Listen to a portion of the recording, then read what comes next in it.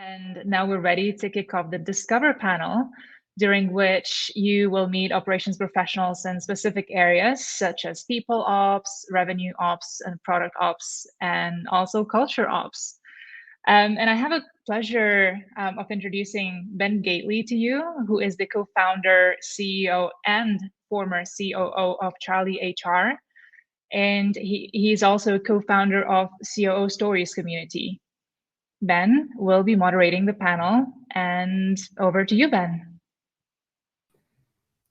Thank you so much, Osreen. Welcome, everyone, and thanks for being with us today. I'm excited for the panel that we've got for you today. We've got some amazing guests, for a global assortment of guests from lots of different nooks and crannies of the operations world.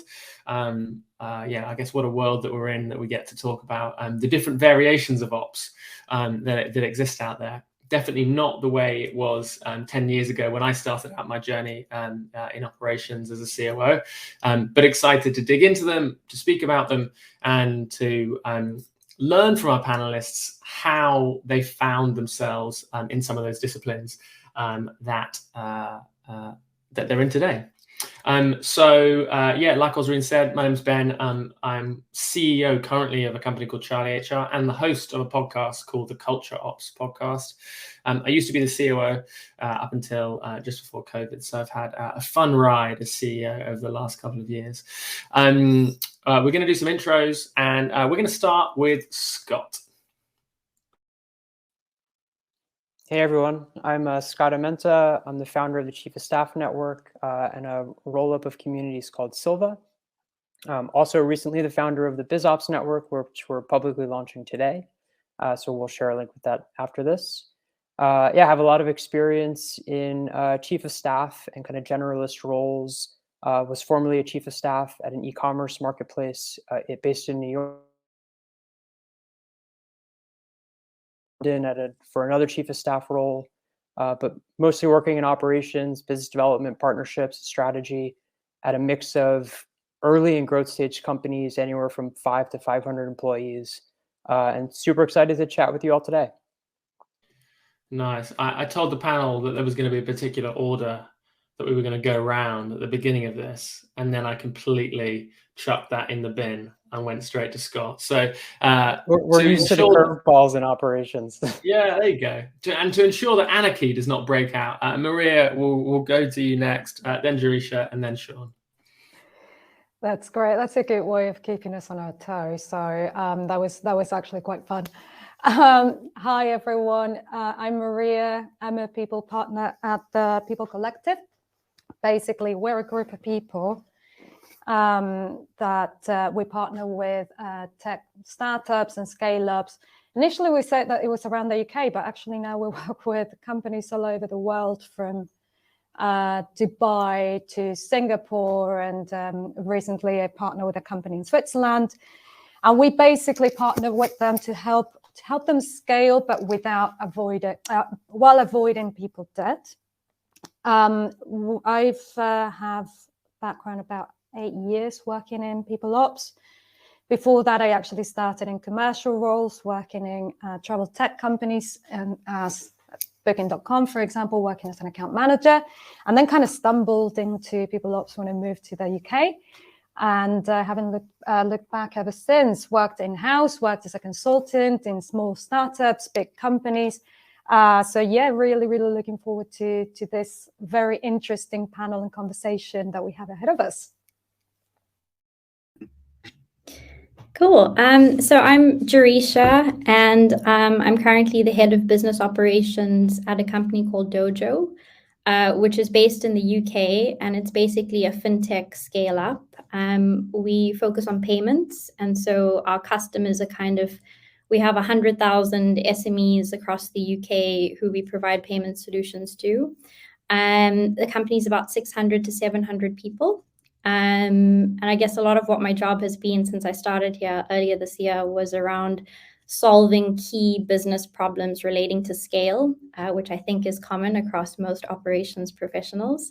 Prior to this, I worked at a startup called TrueLayer, who do open banking APIs, and I joined as an early employee in a BizOps role, and then went on to over 3 years to then found and launch a product operations function at that startup. And off the back of that, I launched a product operations podcast earlier this year to try and sort of help others navigate what was very much my own personal experience of starting it at a company by myself. And so that's basically me. Awesome. Hey, everybody. My name is Sean Lane. I am the Senior Director of Field Operations at Drift.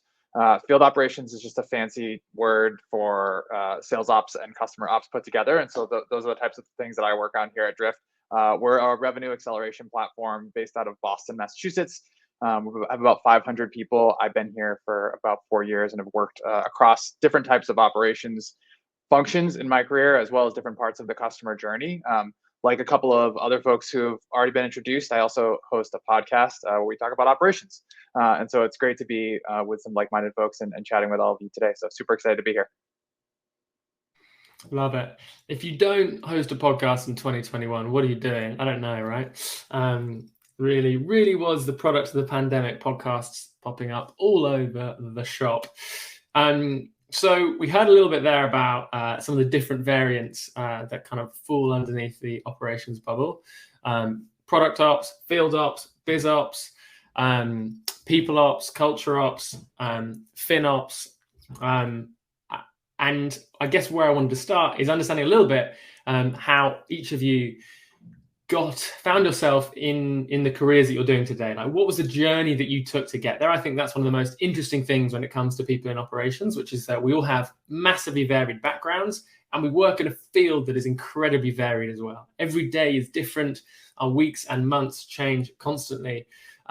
So how did you end up what you're doing now? And I guess also why are you so passionate about it? And I want to start with Jarisha because I'm particularly interested in some of your thinking around product ops. So let's start there. Cool. So I guess just how did I end up where I am, and also having worked on product ops and the podcast. So I'm actually originally from South Africa. And I was basically a professional accountant and an investment analyst in like an investment bank. So very corporate sort of background, but within finance. I ended up coming to the UK about 5 years ago to do an MBA at Oxford Said Business School. And it was kind of there that my interest in like fintech and moving into a tech startup environment was kind of peaked. And I was able to then pivot after the MBA, and I got my first job at a early stage startup in the UK, which was TrueLayer. I didn't know that I wanted to do operations. So obviously I came from like accounting and investment banking. I didn't know what kind of role I would do at a startup. And I think I sort of stumbled into ops because I wasn't looking for this particular company or the role. It was early stage. There were only 10 people in the company, so it wasn't well known at that stage. It's now gone on to be a unicorn. But someone sort of put forward this business operations role to me. And I didn't know if ops was something I wanted to do. But the things that were exciting to me about it, that appealed to me, is that it seemed like the type of role where I could both be kind of strategic across the business and work with sort of key stakeholders in the business. And I could also get my hands really dirty. So I think compared to like maybe a consulting type job where you're making the recommendations, at least when I joined BizOps, it was very much you figure out the problem, you kind of solve it, you come up with a recommendation, and then I had to go implement it and do it. So it's like this full cycle of actually getting to understand and do, and I love that. So I ended up taking to BizOps really well and loved the sort of generalist nature of it. And then it started becoming more strategic. And then I stumbled into product ops too, because as you know, like in a startup, you're constantly just solving problems. And the CEO asked me to just get closer to the product team because we were going to scale and expand internationally. And it felt like maybe the product teams needed a bit of operational support, but he didn't know what that would look like. So he asked me to just get closer to them and have a look at what they were doing. And that's basically where I sort of ran a team that was called Catalyst with like 2 internal people, and then realized very quickly that actually what we needed to do was called product operations, and then sort of scoped that out and got that going for for the team and for the organization. And yeah, that's how I ended up in product ops. And now I've sort of left TrueLayer and gone into a much bigger organization, into a biz ops role. But it looks like I will be pivoting into product ops again, because the company doesn't have a product ops function, and there are a lot of product problems that need to be solved. So that's kind of the evolution. So nice. Scott, previously a chief of staff, and again, I'd love you to talk about the journey into that. I think specifically, like, where do you draw the line between like where operations sits and where the sort of chief of staff role sits today? Oh, there's a dog in the background. That's exciting. Multiple dogs. I've got builders above me, so it's all good. Where's the line between those two roles? And those two areas, is chief of staff a role that sits within operations? Is that how you view it, or do you view it differently? Yeah, so I'll give you maybe the quick background on kind of how I ended up in a chief of staff role, and then I'll address the second part of that question. My background was really actually first in business development, which frankly was just the broadest thing that I could come up with coming out of college, working at an early stage startup, and wanting to have kind of the most macro view of that company as it was growing, without really getting pigeonholed into kind of one particular department. And so, business development felt broad enough where I could do things on behalf of the CEO that, generally were kind of in connection with the executive team and kind of the company's core priorities. That was well before I even knew what a chief of staff was, or kind of where the phrase is really kind of coming into the domain of early growth stage startups. I think probably at that point, LinkedIn, Google, Microsoft were hiring their first chiefs of staff, but it wasn't really something that was being broadly discussed. Flash forward a few startups later, where I kind of kept doing that same thing for CEOs and working very closely with that key principal as the company was working. That kind of every company goes through from a growing pains perspective, from point A to point B and then point B beyond. Particular CEOs or founders moving into that CEO role, and those two things are very different, right? The person that starts the company is not necessarily the best suited CEO from day one, but they certainly learn kind of what it means to do that over time. And what I recognize is like a great strategic operator can really help that person, scale their priorities, scale their time. And that's very different than what, the kind of classic administrative assistant or kind of executive admin is doing.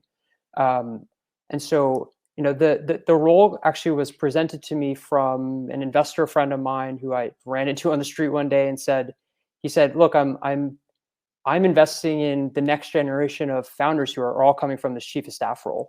And, for me, it was a way to kind of bridge into entrepreneurship by learning how companies are grown from start to finish. And so the chief of staff position kind of came very naturally to me, and it ended up being the thing that I pitched at the next company I joined. Now, when I joined that company at 5 employees, they weren't really ready for a chief of staff role. We had no idea what to make of it. It wasn't until 2 years later that we were close to 70 employees that the role really started to feel like it was coming into its own. And then, to answer your kind of second half of the question, the position can fit in kind of 2 different paradigms. I think in both cases, it ends up being very principle oriented first, arguably before it is oriented towards the organization. That's very different than most kind of key operating roles, which tend to take a very macro view of the company and are usually like almost playing internal consultants across teams. So a business operations group, for example, reporting into CEO, will typically work across the organization broadly. A biz ops group working, in a functional department, say like product or marketing, will have a slightly narrower focus, but still with the organization in mind. Chief of staff is like very focused on the principal. How do I make my principal successful, and therefore the organization? Now, at times, chief of staff can hire a team. Sometimes that ends up being biz ops or other operating positions, but generally it's a pretty siloed role, or at least independent role within the company.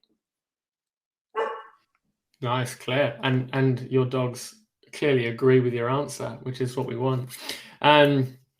Let's go to Maria. So I want to know, I guess your journey into people ops, but also people ops. Is that not just HR? Great question. Okay, so a little bit of a background into how I got in this field, which hopefully is going to answer that question as well. As I mentioned while I was introing myself, I come from a different background than people ops. I basically started in commercial roles in big companies, and then I just got in like a crisis mode that I was like, I don't want to work in account management anymore. The thing was, I had no idea what I was going to do. I moved to the UK, well, first to Italy for a few months, and then I came here to the UK basically with like, I have absolutely no money. I had maxed out my credit cards. What am I going to do? And as I said, I kind of like stumbled into HR. I was working in Canary Wharf Management Group, which is, very corporate. It's the company that basically manages the whole estate. And the reason why I say HR is because it's the more traditional view that you get from HR, where we're still, more focused in the compliance side of things, the regulatory side of things, policies, just making sure that everything is in place, not, to prevent ending up in court. So that kind of like vision on HR, not really involved in the company's success, not really having an executive in the boardroom, basically helping with the strategy. So it's more like a more traditional admin function. And it wasn't until a few years later that I moved to Barcelona. And I ended up in my first startup. This was about 6 years ago. And that was a whole different ballgame. Now, when you're working in tech and you're working in very competitive environments when it comes to talent, just being the admin in the background, writing your payroll checks and doing the basic policies just doesn't cut it. It doesn't cut it. You have, to really step it up. And that's what people ops do. So the term initially came from Google, from Laszlo Bock, big work rules. And it's basically there's different in your way of thinking around your people. They're not cost centers. They're not there just as a number. They're there to actually develop this competitive advantage that is going to actually help you achieve your strategy way faster. Culture becomes much more important. Culture, breaking it down into your people, which is the values and behaviors that will help you achieve your goals, plus your policies, plus your processes. That's what I see as culture become the center. Employee experience becomes the center.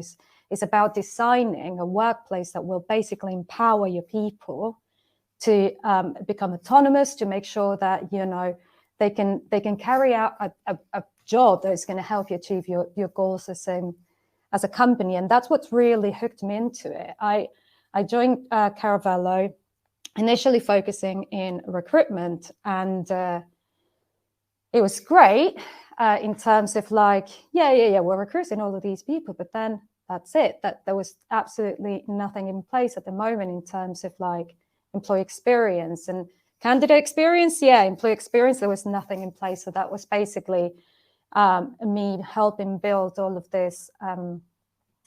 this infrastructure from scratch. And that's pretty much what got me hooked into the world of people ops. How can we actually, move and transition from this idea of HR, which, don't get me wrong, we still need to do that stuff. We still need to understand about employment law. We still need to do the admin side of things. But people ops is that plus that extra layer of the experience. Let's design a workplace that people are going to love coming in, people are going to feel empowered, and they're going to have the skills and all the support they need to actually help you get there, achieve your mission, achieve your goals, and with your culture faster. So that's a little bit of how I ended up doing what I do. Really nice. And yeah, like feel like singing from the same hymn sheet, Maria. Music to my ears as a culture activist myself. Sean very much bringing the festive vibes. He's got a Starbucks festive cup in front of him. Sean, you mentioned customer ops and sales ops. How do you draw the line between those two things, and how did you end up in field operations, which is what you do today? Yeah, I think there's probably two kind of foundational experiences for me that led me to being an ops and also helped me in the role that I do today. So first is I actually started my career working post-sale. So things like implementation, support, account management. And so everything that happens after somebody signs on the dotted line.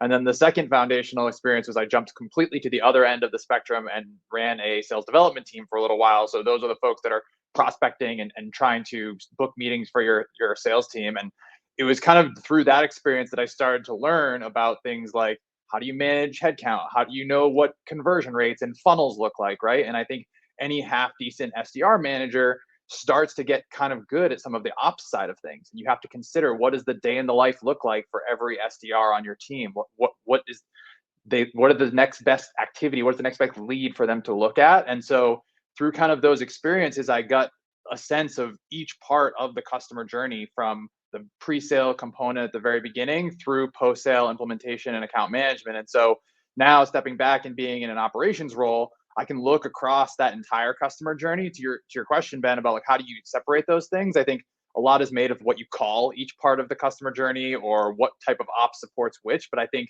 being able to step back and look at that entire journey and understand what are the inefficiencies in that journey and how do you get rid of them, that's kind of the heart of what we do in ops. And I think having done kind of those tours of duty in different parts of the customer journey really helps me, right? Gives me a little bit of street cred when I'm talking to people who are actually in those roles, right? Hey, I've done this job before. I'm not just the guy behind the spreadsheet asking you to do this new thing. There's a little bit of like true empathy that you can bring to those types of roles. So that's the type of experiences that I think are helpful for me from where I came from to what I'm doing today. Nice. And Scott, I'm going to stick with you. Someone comes to you and says, I want to go into ops. Like, what's the answer that you're giving them? What are you saying to them? Yeah. First of all, there's no one path, right? And I think someone like me who maybe has done different tours of duty in a customer journey is one path. I think there are some other folks who come at it from a more of a finance perspective, or maybe are like one of those MBA types coming out of school. But at the end of the day, what we really try to do is, I talk about this skill of being adaptively excellent, right? And what that means is basically you can be dropped into any type of situation and you can look around and you may not know what that situation is. You might have never been there before, but you can gather the context for where you are and adapt based off of that situation and ultimately thrive in that situation. I think anybody who is in ops, if you can be adaptively excellent, that's a good step in the right direction.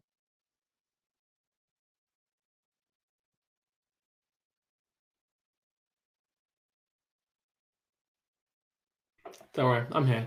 My internet decided it wanted to die for a second. Jerisha, you came through that MBA route, a bit more of like providing the sort of framework and clarity about how you might want to approach some of the problems that you were going to face in your career at Oxford. Looking back on that, do you see that as, would you do that again? Would you actually just go work in a business and work your way up? Like, how do you view that decision and that routine now, looking back? Yeah, I mean, everybody has their own journey. So like what worked for me won't work for somebody else.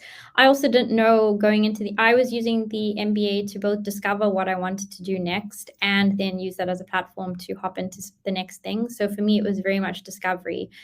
During that process, I learned about tech, I learned about fintech, and I knew I wanted to pivot my career towards that. And so nowhere in there did operations come into my mind. So really, BizOps only became a thing when I was presented with this role and I thought, oh, okay, I think the MBA helped because it gives you that sort of like generalist understand, like you've kind of done a bit of marketing, you've done a bit of strategy, a bit of everything. So you can kind of go in, and I think at least going into my BizOps job at an early stage startup, that is what I needed to do, is be a true generalist.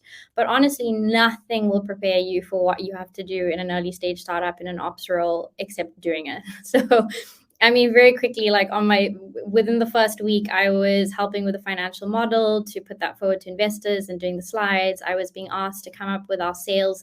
We had no sort of like way of invoicing customers. So I was putting a system in place on the sales side. I was coming up with the sales KPIs. We had no recruitment ops. I was doing that. So I was asked to come up with a customer newsletter and design our first payments product website page. So like, nothing's going to prepare you for the things you'll be asked to do in ops until you get in there. But I think it just made me, maybe what Sean was saying around just being like adaptively excellent or whatever, I felt very comfortable just going into different situations and kind of knowing that I would just assess what I kind of needed to do and then figure it out. So that kind of problem solving skill set definitely helped. Problem-solving skill set, and you sort of painted the picture there of like generalist versus specialist within the operations landscape. Scott, are we headed down a path where every discipline is going to have their own operational counterparts at some point in time? And there will be at least 20 or 30 more podcasts that exist on the landscape to communicate to that effect. Yeah, I think I would definitely argue that's the future. I think, you're already seeing kind of, especially in the technology space, you're seeing kind of rapidly growing startups in a faster kind of changing business climate, a more complex business environment, a more competitive business environment as well. They're arming themselves with kind of strategy and operations professionals that, as Garisha and Sean just said, like, can pretty much do anything 80 to 90% of the way pretty fast without like, really batting an eye. And, I think the resourcefulness that it takes, like the first principles thinking in terms of solving kind of complex challenges and breaking them down to their core and like, what are the small finite problems that we can solve now, while maintaining kind of the scope of what's the strategy of the whole organization and how do we take these decisions and the kind of downstream implications that one decision might have on other teams. That takes cross-functional operators that these companies kind of need to survive and need to, be competitive in this kind of marketplace. And so I think, right now we've got people ops and product ops and biz ops and chief of staff. They're all, frankly, very similar things, reporting into different departments with kind of slightly different motivations and ways that they do their work. But a lot of the frameworks and I think thinking and the skill sets that these operators are coming into these roles with are, very much the same. And I think it's from our side, from the Chief of Staff Network, working with hundreds of our pro members and thousands of chiefs of staff in the broader community, it's amazing to see the diversity of where they come from, what they do in the kind of 2 to 3 years that they operate as a chief of staff, and then where they go next. Starting companies, joining venture capital, other strategic kind of operating positions. And I think, as it was said before, nothing really prepares you to do an operating role other than doing it. And I think you're seeing a generation of talent like doing it now and going to go off and do other incredible things down the road. Yeah, I guess the question that comes into my head, and this is for you, Maria, and this is not an easy question, so apologies. You're just at the end of the queue, so that's why you're getting it. Are we starving the rest of our organizations of the need and the requirement to think strategically and critically because ops is constantly like standing up and doing that hard work? Are we gonna see a world in 5 years' time where like contributors aren't required to do some of that mind-bending strategic thinking because ops is doing it? Wow, thank you for that question, Ben. No, I think I don't think that operations, honestly, is it's preventing people to think strategically, if that is your question. I think it's actually quite the opposite, because as operators, what we're at least trying to help do is basically help become more efficient. How can we get there faster? How can we actually remove all of these things, all of these blockers that we have right now, especially in startups. This is something that I've always thought about in startups, that we don't have time. We have to, we have to do, instead of actually, think strategically as to how can we get there faster, especially considering that we are, constrained in terms of money. So that's where I think operations in all of its forms, being people operations, business, product, chief of staff, we can add that extra value in the whole holistic strategy of the company. I don't think we're there to, basically prevent that strategy thinking, but actually by supporting it, by if we start working with things like using data that is part of our jobs as operators to help, understand where the blockers might be, then that is definitely a part of strategic thinking in my point of view. But I'm interested to hear how others feel in this respect.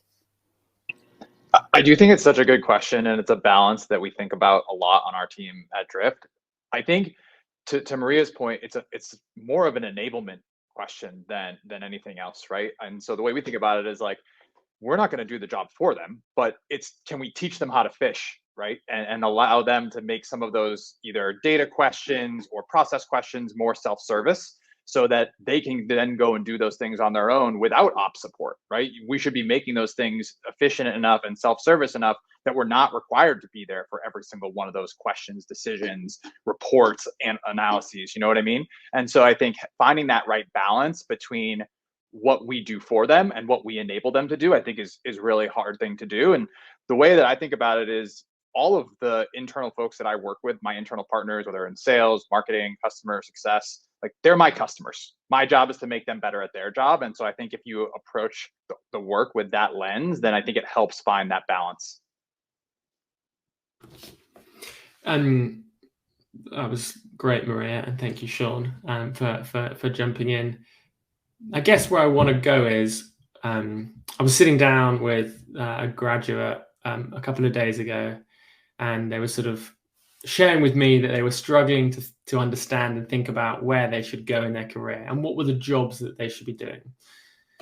And it kind of occurred to me, listening to all of us talk about the different stratospheres and striations of operations, is that I don't think people have awareness. I don't think recent grads have awareness of where they could go in their career. And listening to you all talk about what operations means to you, it's very clear that in many ways, operations is about a way of thinking. It's about applying first basic principles. It's about applying frameworks to problems and finding solutions. Yet in COVID, we have grads leaving university, leaving college, who are going to be working in hybrid and remote environments, and they're not going to be next to people that they can absorb that information from, where they can learn from. What's our responsibility in terms of communicating about operations as a whole and all of the possible career opportunities that fit within that? Do you think we're doing a good enough job at flying the flag for careers within operations? And Jerisha, I'm going to start with you. Well, I mean, this conference and Operations Nation and Op Stories and all the stuff that they do, that community already is just such a nice place to start learning more. I think for me personally, I guess just at least what I'm doing at the moment is because I didn't know about a role in business operations even during my MBA. And I only heard about it once it was put forward to me. And so I had no idea that such an interesting and exciting role could exist. And actually, it sounded pretty boring when I saw it on, the title. And so what I personally do now is I get a lot of students sent my way who are trying to navigate and figure out their career from, the MBA or from elsewhere, who then get sent to me and sort of are understanding, okay, what does fintech actually look like? And then what are these roles? What does business operations mean? What does product operations mean? And I try to give them a lot of insight into my day-to-day.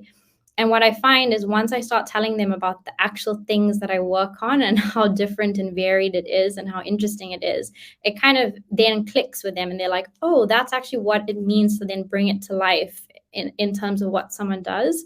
So I think we should definitely be educating people more on like at scale, and explaining this as a very interesting sort of career choice. Because another thing I did, obviously, when I was looking at product operations, is that product ops and product manager, like people know what a product manager is, but they don't know what product ops does. And so I think just like educating people that there's this other avenue that you can take to get close to product, but maybe you're someone who doesn't actually want to become a product manager, which is me. I was in product ops, but I love product ops. I don't want to be a PM. Is just making people aware that you can get that particular, skill set or the thing that you enjoy doing in a product environment. So I don't know if I quite answered that, but yeah, I think we should definitely be educating people a bit more into what it actually means day to day. You answered it super well. And Scott, you have started and are starting lots of communities in and around this space. So I guess educating is clearly something that's high up on your agenda. Yeah, and I think for most chiefs of staff or even kind of biz ops or product ops or kind of talent ops leaders, very often they're the first version of that at their company, and they're doing it alone. And I think that's kind of the biggest value for communities online today, and kind of this has broadly been, I guess, sped up by COVID in terms of kind of online connection and kind of trusting other operators at different companies to help show you the way. But I think the industries are generally figuring this out together. There's chiefs of staff now at nonprofits and higher education. It's not just in government and tech. And there are vast differences between those industries, but there's also a lot of parallels to draw from. And certainly as you see, teams kind of growing quite fast, being able to see around the corner of how other operators are approaching semi-similar challenges at, different forms of scale, it can be really, really helpful. And that's not something, I think there's kind of two big problems. The first is, how do you look at the kind of macro market and get the resources and education that you need to, to do well in your position kind of on a day-to-day basis? And then the other problem is, what does your company actually provide in terms of like your career growth and the potential that you can get out of the role? For most companies, are figuring this also out for the first time. And so there's not a lot out there, I think, from a resourcing standpoint, especially in a remote world. As we were talking about before, like operations is the connective tissue between most teams at companies. It's one thing to be sitting side by side with those teams every day in an office. It's very different when you're doing that on Slack, or you're doing it asynchronously, or you're doing it across time zones. And so I think that's one of the challenges internally that companies are faced with solving right now is, how do you build the potential for an operations leader to succeed in their role and grow internally at the company? And then I think external to the company, the communities, the online education, the kind of resource centers are really there from a learning and development standpoint to, help those operators succeed. So nice. So look, we're at 3:24, approaching 3:25. So we're going to start to wrap up. Final 5 minutes, and whether we're going to do that, 2 final questions for everyone. We're going to start with Maria. First question is, what is your favorite thing about the holiday season? It can be as corny and as trashy as you like, but I want to know that. The second thing is, if you could go back and tell yourself something at the beginning of your career, what would you tell yourself? Right, great questions. So I'm going to start with the holiday one. So I'm originally from Argentina, so we have summer Christmas, right? It's like 35 degrees, but we still have someone dressed as Father Christmas, poor person. So I love everything about having a winter Christmas, having like a pine tree that's actually with snow and not just something that you just, spray over it, having mulled wine and all of your traditions. I absolutely love it. Having a cozy one. Don't get me wrong, it's amazing to have Christmas in the summer as well. But making it in the winter is absolutely amazing. And then if I'm telling something, going back in time to when I started this journey, it's basically, you're going to really, really, really enjoy this profession. It's an extremely challenging one because especially right now, it's in this transition period and it's continuously changing and, moving away from this traditional HR, and we're still trying to figure out, what we're going to do and basically how we're going to deliver the value to both the business and our employees. So it's an extremely exciting field. And yeah, we basically go back to myself and say, invest in this because you're going to love it. And I hope people coming into the people ops environment right now also feel as excited as I am about it. Love that. Love the energy. Sean, what have you got for me? Best part about the holidays is it's a great excuse to watch all of the holiday movies, right? Like my wife and I have a list. We got to make sure we get through the list between now and Christmas. So easy one there. And then in terms of looking back, I think the advice I would give myself is to seek out role models, right? Like we struggle so much internally with specific problems, and the vast majority of the problems that we are trying to solve, somebody else has already solved somewhere else. So go and find the people who have solved those, ask them for help. As opposed to, trying to be the one who comes up with, the novel solution to this thing. We talk a lot about innovate, don't invent on our team. And so seeking out role models who have already gone through the pain to help us skip that pain is what I would tell myself, because I did not do a good job of that early in my career. Love it. Jerisha.